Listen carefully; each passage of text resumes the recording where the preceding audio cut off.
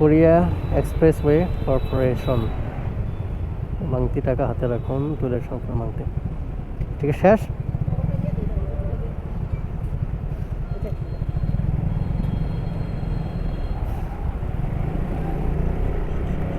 মাগরিবের আজান দিয়ে দিয়েছে, আমরা কোনো একটা জায়গায় মাগরিবের নামাজ আদায় করে নিব। তবে এই ব্রিজটা পার হওয়ার পরে হয়তো নামাজ পড়তে হবে, কারণ ব্রিজে তো মসজিদ থাকার কথা না।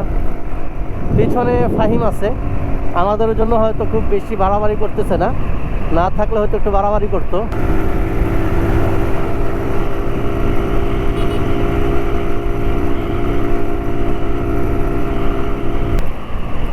রাস্তার কন্ডিশন তেমন ভালো মনে হচ্ছে না, লাফাইতেছে গাড়ি। গতি যদি বেশি থাকে আর বাইক যেরকম লাফাইতে থাকে তখন ব্যালেন্স করা যাবে না, যদি সামনের চাকাটা বা হ্যান্ডেল বারটা যে এরকম করে। আমি জানি না বাতাসের কারণে আমার ভয়েসটা ভালোভাবে শোনা যাচ্ছে কিনা, না শোনা যাওয়ারই কথা। প্রচন্ড বাতাস হচ্ছে, বাতাস আমার বাইকটাকে এরকম কাঁপতেছে। রাস্তার কন্ডিশনটা তেমন ভালো না, কারণ অনেক জায়গায় উঁচু উঁচু রাস্তা আছে যেটা বোঝা যাওয়ার মতো না। আপনার গতি যখন বেশি থাকবে হ্যান্ডেল বারটা যখন কাঁপাকাঁপি করবে তখন ব্যালেন্স না রাখতে বললে সমস্যা।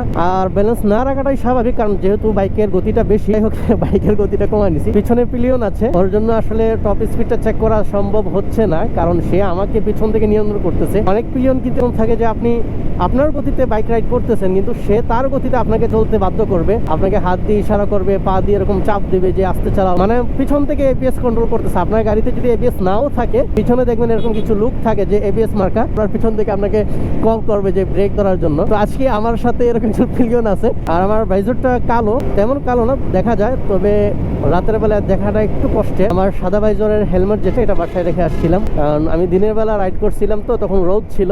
ওদের জন্য সান প্রোটেক্ট যে ভাইজারগুলো, ওই হেলমেটগুলো ইউজ করা যায়, কিন্তু রাতের বেলা এগুলোতে একটু সমস্যা হয়। এই যে ফাহিম, সে আমার কারণে সে টপ স্পিড চেক করতেছে না, তাহলে খুব বাউলাবাউলি করতো। টপ স্পিড মনে করি কোনো জায়গায় টপ স্পিড চেক না করাটাই ভালো। 300 ফিটের মধ্যে অনেকে টপ স্পিড চেক করতে গিয়ে বিপদের সম্মুখীন হয়েছে, তাই আমি বলবো টপ স্পিড চেক করার কোনো দরকার নেই।